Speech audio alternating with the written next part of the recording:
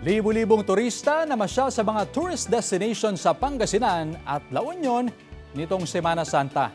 Tunghayan sa report. Instant reunion ng magkakaibigan at magkakaanak ang nakalipas sa Semana Santa. Siyempre, hindi nawala sa bucket list ng mga bakasyonista ang pagligo sa dagat.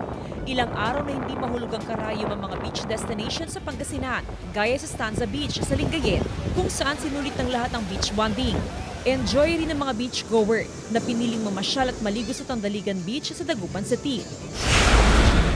Sa Agoo Beach naman sa La Union, piniling mag-reunion ng pamilya Valdez kasama ang mga kaanak mula sa Baguio City at Manila.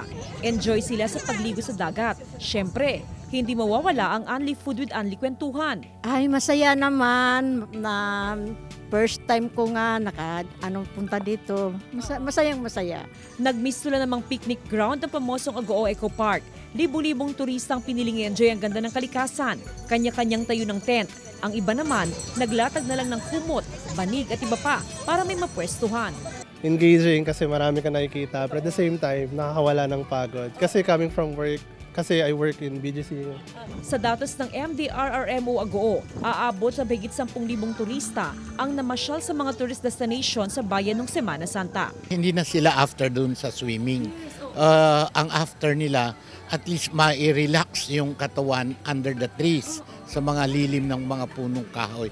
Samantala, may tuturing umanong generally peaceful ang paggunita ng Semana Santa sa Pangasinan ayon sa pulisya. Sa kabila ito ng mga nitalang vehicular accident at insidente ng pagkalunod. Ito po ay naging successful naman po ma'am at naging peaceful dahil po sa kolaborasyon po ng ating mga kapulisan, ng ating provincial government at syempre po ang suporta po ng ating mga stakeholders. Kasama si Daryl Peralta, Jasmine Gabriel Galban, One North Central Luzon.